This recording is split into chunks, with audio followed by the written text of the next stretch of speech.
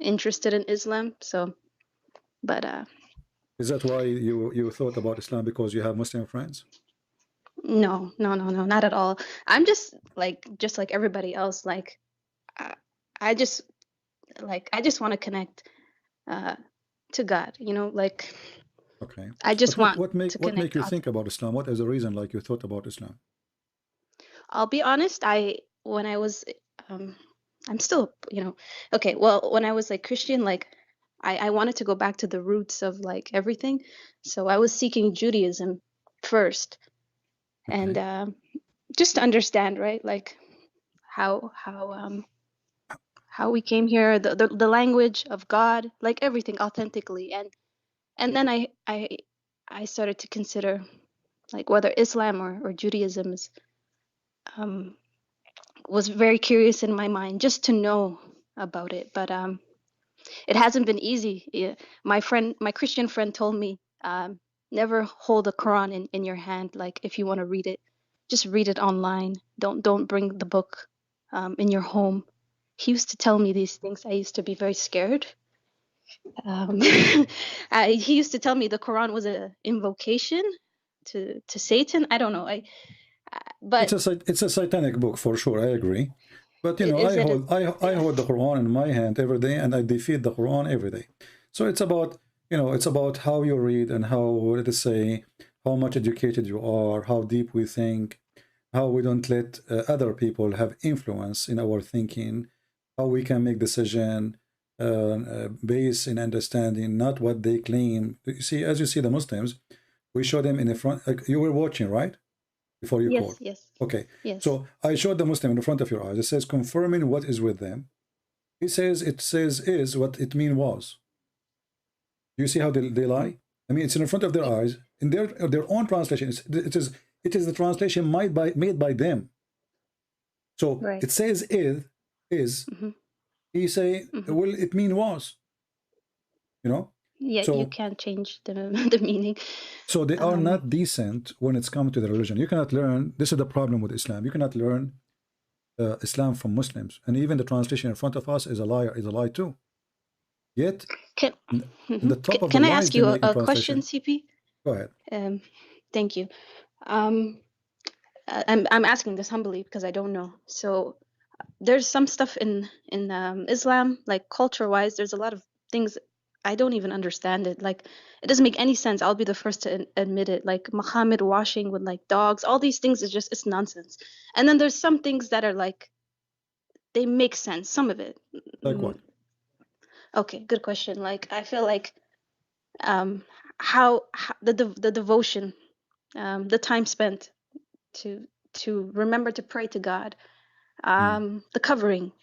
I feel like it does bring some sort of respect, but my question is No, no. like, Let us focus one by one.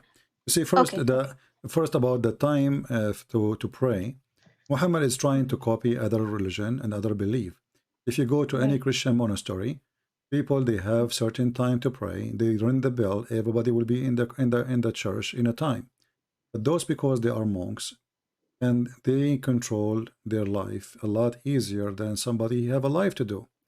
The Islamic prayer, which is made today, trying to copy the Christian monks, is baseless. Why?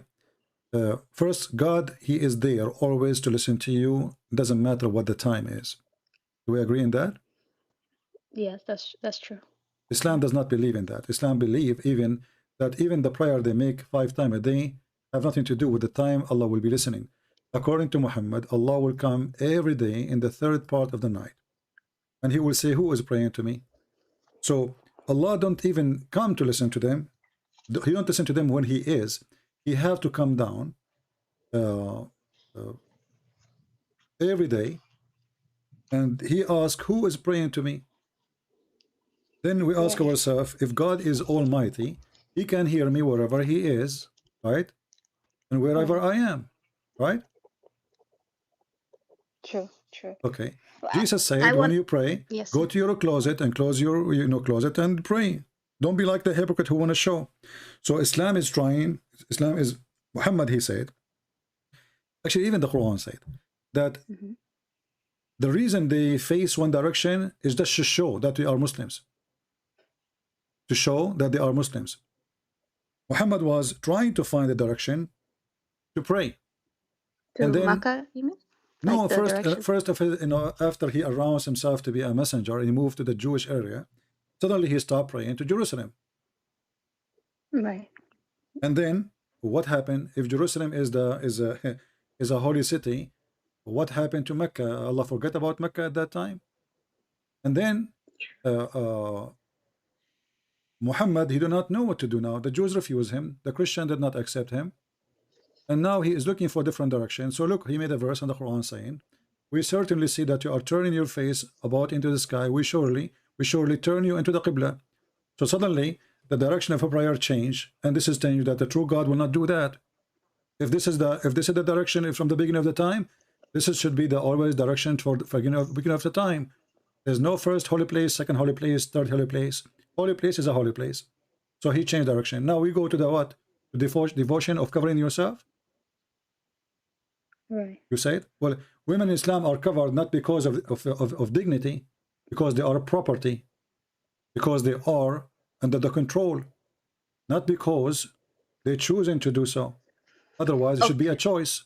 CP, may I ask you something on this part? Like, because the Quran, the Bible, everything was written so old, so ancient, right? Like, and even the English, it can't be understood like the way it was understood today. Do you think like maybe the interpretation was incorrect, as in like I don't have to cover my face and wear all black, but more it was trying to say like we shouldn't expose ourselves like sexually, more like the meaning was more to say like, you know, just be respectful of your body. Maybe I will go with this. You see, in Christianity, actually, it teaches, there's many verses in the Bible speak about wearing modesty clothes and to be modest. Right.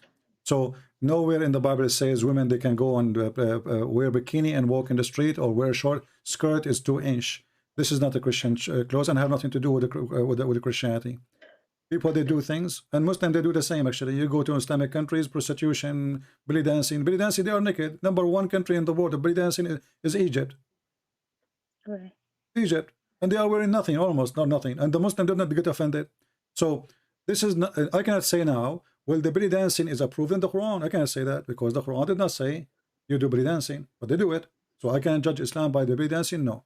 But it's a hypocrite of them to judge Christianity by saying, oh, look, this is a Christian person. Oh, look, this is a Christian person. We can do the same. But however, modesty is not about clothes only.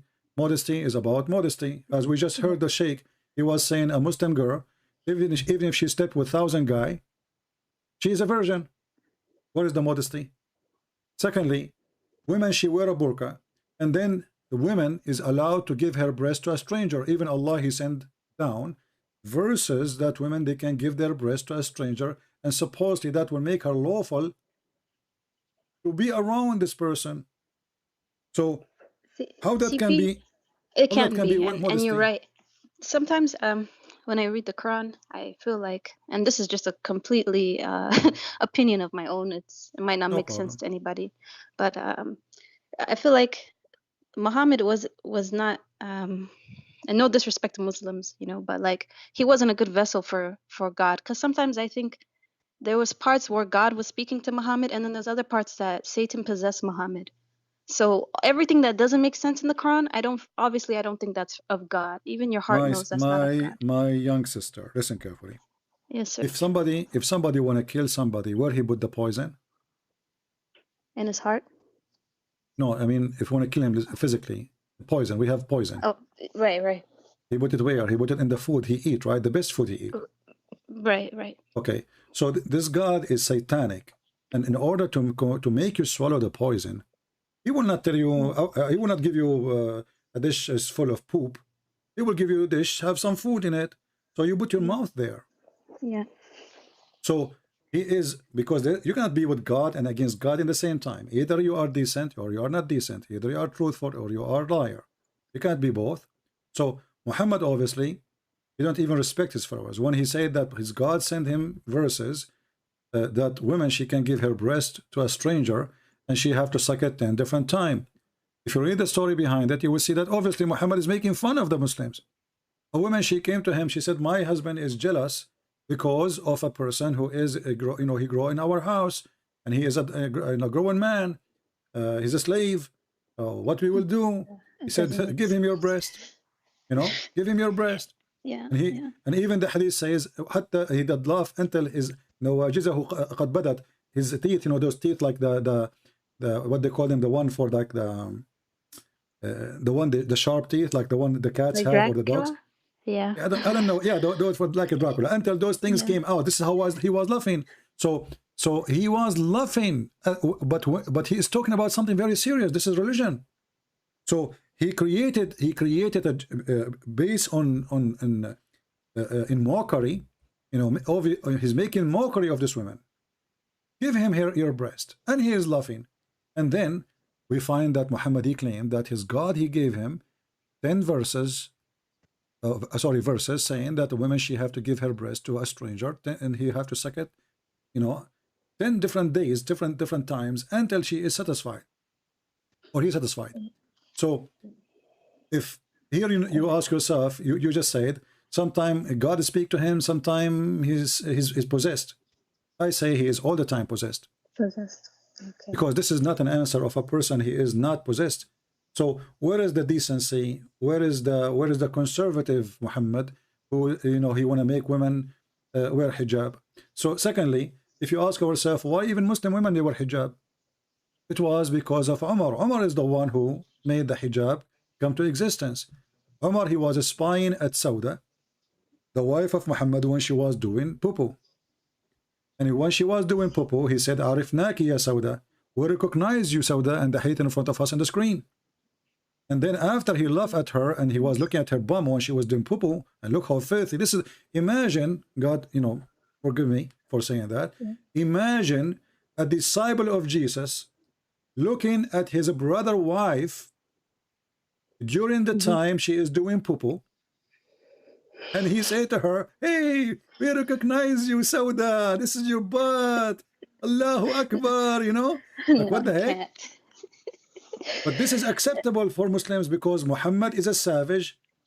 His companion like him. What a trashy group. What kind of companion? He go to the wife of this is the wife of the guy. He is a prophet. So he is their prophet. She is doing poo-poo. And he said to her, we recognize you, Sauda. And then he go to Muhammad. He says, hey, prophet, order your women to cover themselves. But the women, she went out at night. And she was doing poo-poo. She was not doing anything wrong. I mean, at that time, people, they go out and, they don't have like now we have houses, we have bathroom, we have restroom, we close our door, So she CP, was... I'm sorry to cut you off, but okay. So why, we're all God's children, right? Why is God leaving so many people? It's just so many people, right? There's so many Muslims, and like, what's going to happen to Muslims, right? Because if my young sister, again, God did not leave them. Here we go. God is using me and using many others to tell them the truth. We write books, we make videos. We have disciples of Jesus who came 2,000 years ago, and they paid their life for everybody, including Jesus himself. So God never left them. They left God. And if you leave God, it's not the fault of God. It's your fault. Yeah.